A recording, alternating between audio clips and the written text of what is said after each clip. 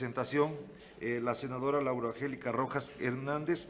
Ella es presidenta de la Comisión de Relaciones Exteriores, Organismos Internacionales, y además es integrante de la Comisión Anticorrupción y Participación Ciudadana. Adelante, senadora. Sí, muchísimas gracias, presidente. Bueno, muy buenos días, ya son tardes, muy buenas tardes a todos y a todas. Muy bienvenidos al Senado de la República. Quiero empezar por felicitar la iniciativa del presidente de la Comisión Anticorrupción y Participación Ciudadana por esta iniciativa de poder tener esta reunión tan importante con ustedes, con las diputadas y los diputados locales, para la implementación del Sistema Nacional Anticorrupción. Y también agradecer pues, que haya el presidente de la comisión recibido con buenos ojos la propuesta de poder incluir en este panel la normatividad internacional. Me parecía que era fundamental que todos estuviéramos, digamos, en la misma sintonía sobre los compromisos que tiene México en el ámbito internacional, y agradecer también a Jaime Serdio de la Secretaría de la Función Pública por haber pues, atendido la invitación, que fue casi de último momento, y que nos haya podido explicar de una manera tan clara las tres convenciones que en el ámbito de la lucha en contra de la corrupción México es parte.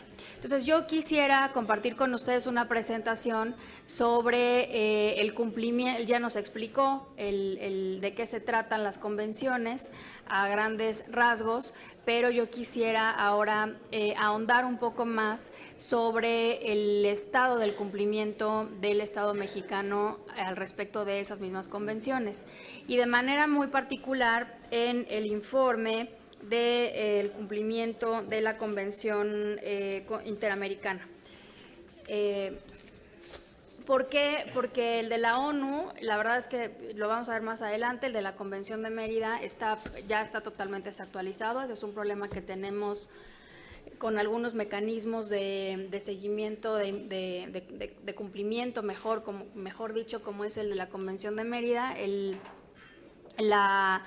levantamiento de la evidencia del informe se levantó en 2013 y apenas este año tuvimos el informe. Lo estuvimos persiguiendo durante 3 años, pero el informe apenas lo publicaron hoy, y la verdad es que ya está desactualizado, porque en el Inter aprobamos la reforma constitucional que crea el Sistema Nacional Anticorrupción, y se aprobaron, como ustedes ya saben bien, pues la Ley General del Sistema y la Ley General de Responsabilidades, y otras adecuaciones a otras leyes, la Ley de Fiscalización, la Ley del Tribunal, etcétera, ¿no? La Ley Orgánica de la APF. Entonces, la verdad es que ese informe ya prácticamente está pues no nos es útil. Sin embargo, en cambio, el de la Convención Interamericana creo que sí tiene cosas importantes que vale la pena reflexionar con ustedes y recordar que las leyes generales son un piso, ¿no? O sea, no son limitativas. O sea, los congresos locales pueden ir más allá de lo que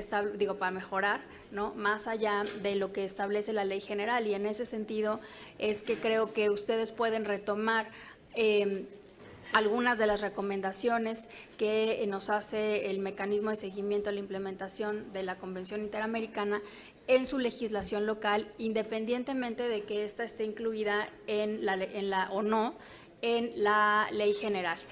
Un caso muy específico, la siguiente por favor, voy a ahondar más adelante, pero un caso muy específico es el de protección a denunciantes, que no pudo ser incluido en la ley general, pero que creo que valdría muchísimo la pena que ustedes sí puedan desarrollar medidas mucho más específicas en las leyes locales sobre protección a denunciantes. Y el otro gran tema que no quedó desde mi punto de vista desde el punto de vista mío y de mi bancada, que yo soy del Partido Acción Nacional, suficientemente desarrollado en la ley general, pues es el tema de declaraciones patrimoniales de intereses y fiscales.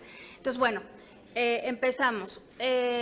La siguiente, por favor. Bueno, una de las primeras recomendaciones desde la primera ronda fue promover los mecanismos de cooperación entre la Federación y entidades federativas para la implementación del sistema. Esto esperemos que se dé no necesariamente a través de legislación local, sino que se desarrolle mucho más ampliamente dentro del Sistema Nacional Anticorrupción una vez que esté instalado y funcionando, y que se puedan generar ahí pues una serie de mecanismos de cooperación mucho más desarrollados entre los estados y la federación para la implementación de toda la convención. La que sigue, por favor. Bueno, todos estos avances tienen que ver con recomendaciones de la propia convención, es decir, son como palomitas, ¿no?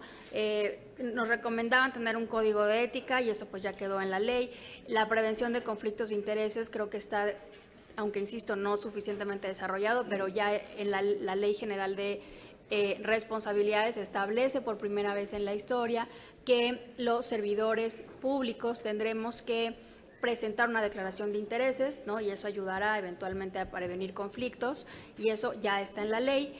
También tenemos la recomendación que tenía que ver con sistemas que permitan verificar la evolución patrimonial y la publicidad de declaraciones patrimoniales. Igualmente quedó en la ley a través de una de las plataformas nacionales que quedó establecida en la Ley General del Sistema Nacional Anticorrupción, y ese es un gran logro, por ejemplo, porque a través de esa plataforma podremos pues seguir la evolución patrimonial de un servidor público. Yo siempre pongo mi ejemplo, yo he sido regidora, he sido diputada federal, trabajé un tiempo en el gobierno federal, ahora soy senadora, y entonces si hoy día estuviera sujeta a una investigación, tendrían que estar preguntando en cada una de las contralorías, tendrían que estar buscando mis declaraciones patrimoniales en cada una de las contralorías para poder ver la evolución patrimonial. Entonces, este fue un avance muy importante de la Ley General del Sistema.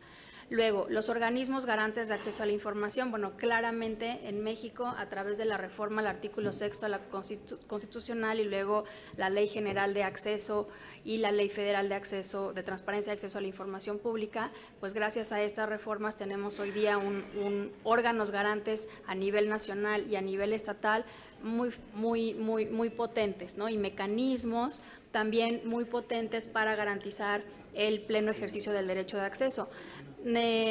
Bueno, tan es así que en el recientemente publicado índice sobre derecho de acceso a la información pública, pues México está en el primer lugar mundial en el derecho de acceso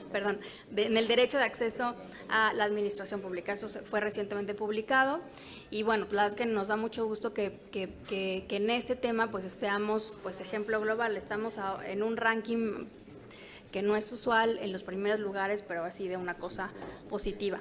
El tema del gobierno abierto, si bien hay un avance, sí me parece que es de los temas pues el más débil. Creo que aún ahí tenemos todavía muchísimo que avanzar y más adelante hablaré específicamente de lo que nos toca a nosotros como parlamentarios a nivel de Congreso. El Parlamento abierto, en ese tema es en el que estamos todavía pues con pocos avances. Bueno, en cuanto hay otra recomendación en la que ya tenemos avance y está reconocido en el informe, como es el establecer la obligatoriedad de utilizar sistemas tecnológicos transaccionales como Compranet en todos los poderes y órdenes de gobierno. Esa es otra de las plataformas del Sistema Nacional Anticorrupción, la plataforma de compras públicas, que también ya quedó establecida. La que sigue, por favor. Entonces, la verdad es que hay un avance bastante importante y de las que quedan, las recomendaciones pendientes de adoptar son el tema de protección a denunciantes, que ya se los adelanté al principio. El Partido Acción Nacional presentó durante el proceso de aprobación del primer paquete de leyes secundarias del Sistema Nacional Anticorrupción, la iniciativa de Ley General de Responsabilidades, y ahí venía, solamente se los digo como referencia por si lo quieren consultar, ahí venía una serie de disposiciones de protección a denunciantes que quedó, me parece que está bastante desarrollado y que les puede servir de referencia solamente por si ustedes quieren pues revisarla. Desafortunadamente no quedó así en la ley, es un tema que está pendiente y que, insisto, yo los invito a que a nivel local ustedes lo puedan incorporar en sus legislaciones. Crear un sistema de archivos. Estamos en eso, estamos ahorita trabajando en la ley, en lo que será la Ley General de Archivos.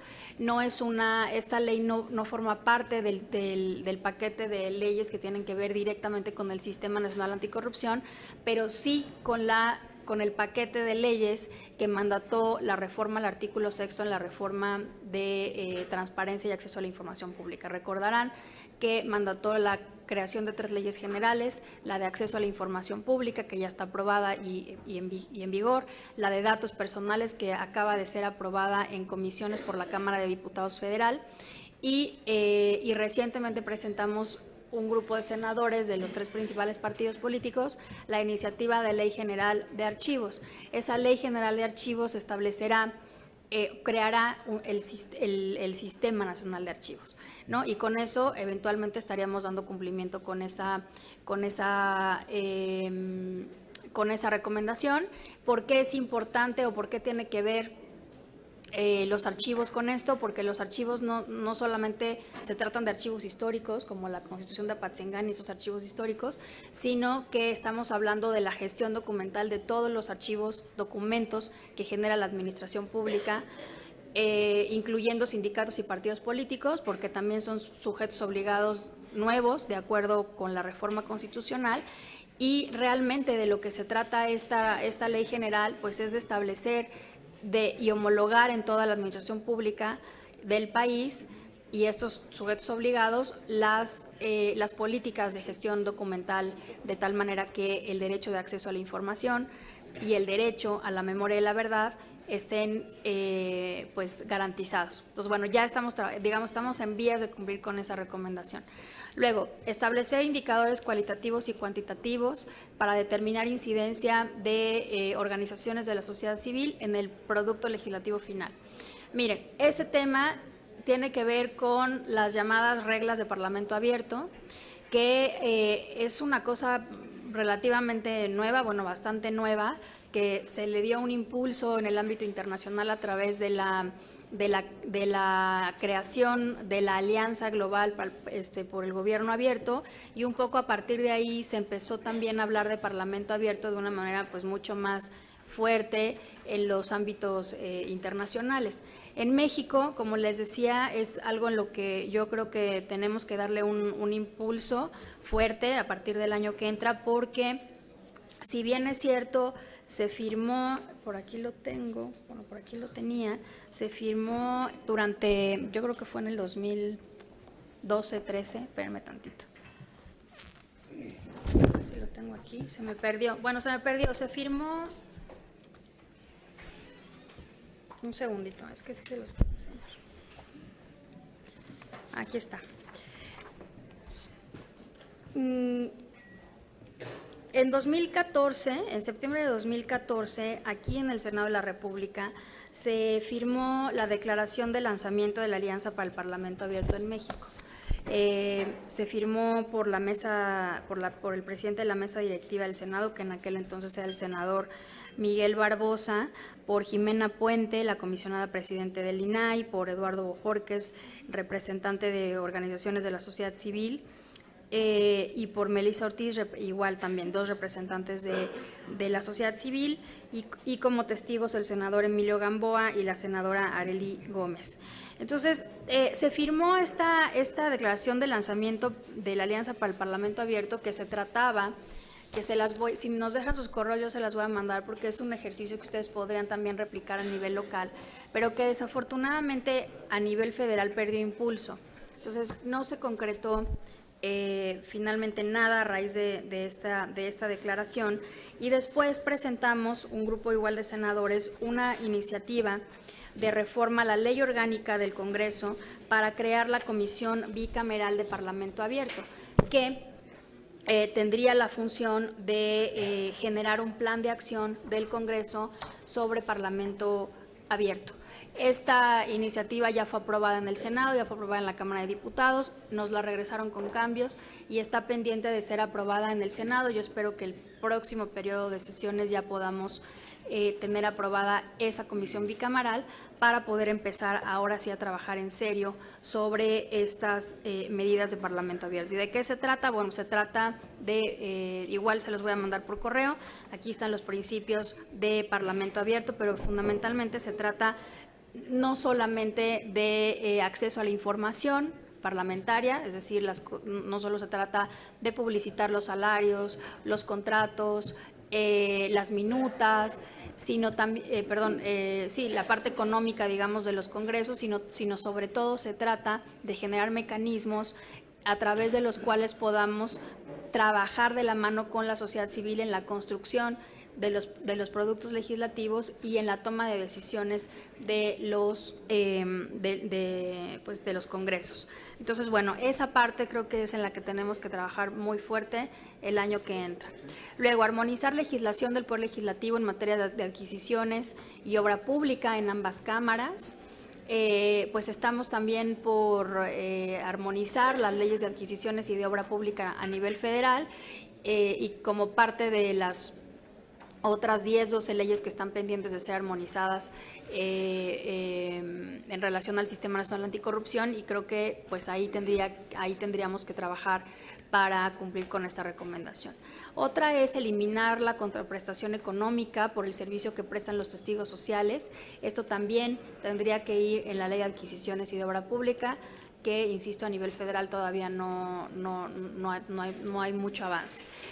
Las demás también tienen que ver con esa misma ley: precisar el régimen de las excepciones a la licitación, mejorar la regulación de la adjudicación directa, elaborar metodologías e indicadores para evaluar desempeño.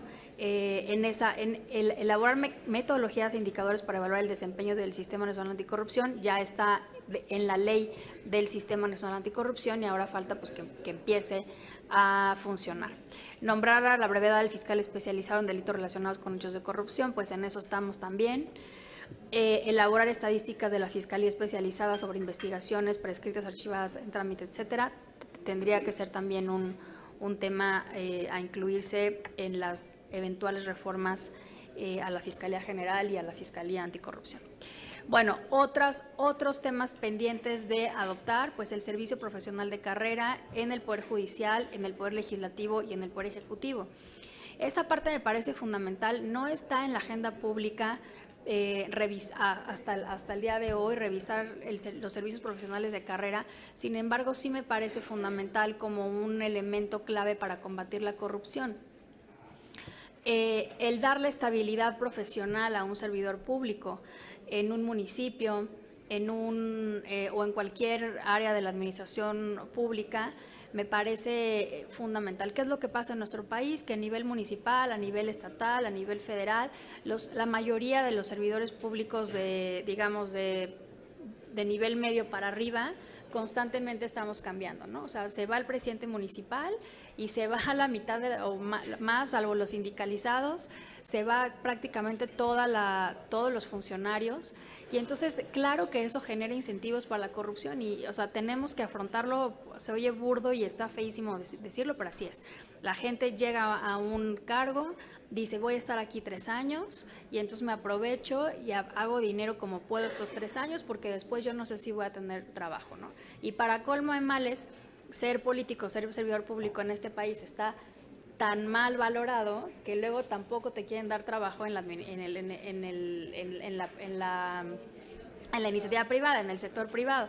Este tema es estructural y sí creo que tenemos que tomarlo muy en serio y avanzar. En otros países del mundo, aquí servicios profesionales de carrera solamente tenemos el Servicio Exterior Mexicano y la Marina y el Ejército.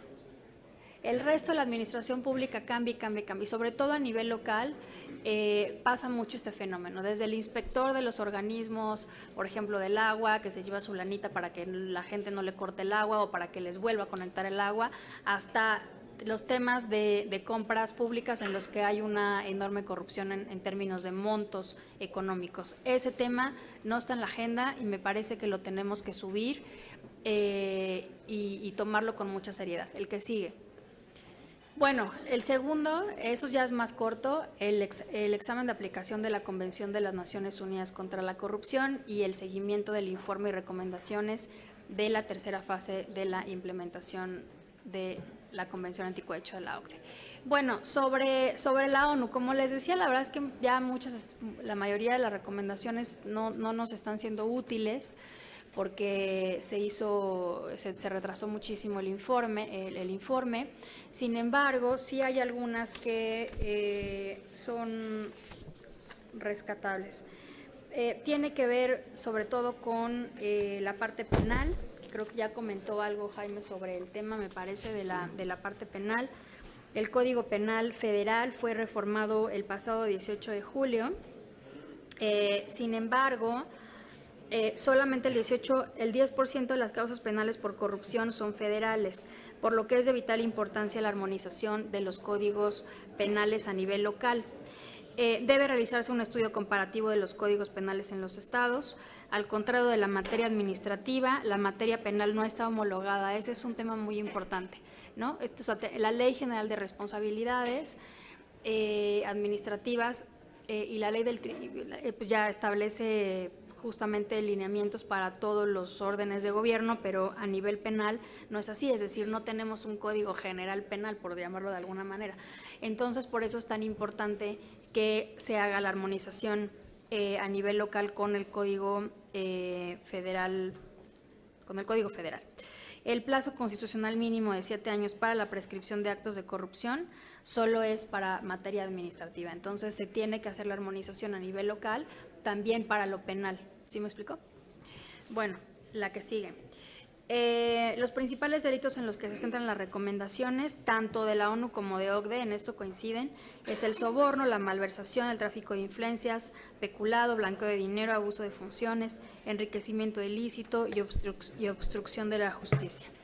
Las recomendaciones principales son en que los mecanismos coinciden, en que hay que sancionar a personas morales y al sector privado. Esta parte ya quedó, digamos, en la parte administrativa. Bueno, también ya quedó pues sí, en la reforma de la ley del Sistema Nacional Anticorrupción, o sea, ya va a haber sanciones también a personas morales y sector privado, en lo que no ha habido avance y tampoco veo que esté mucho en la agenda actual, es en la parte de la eliminación o limitación del fuero. Insisten igualmente la ONU y la OCDE en el tema de protección a testigos y denunciantes. Finalmente, mi última reflexión sería sobre el asunto de las declaraciones patrimoniales de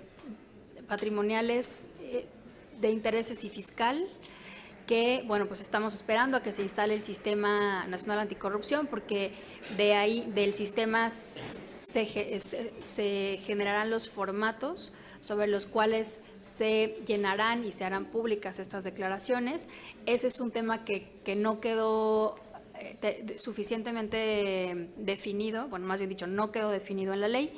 Se decidió que fuera el Sistema Anticorrupción el que desarrollara los formatos, y esa va a ser, sigue siendo desde mi punto de vista muy particular, pues una discusión inacabada, porque al final del día el formato depende que la información sea útil en términos de lo que queremos, que es prevenir actos de corrupción o prevenir enriquecimiento ilícito, lo que sea. Si ustedes ven hoy día la plataforma 3 de 3,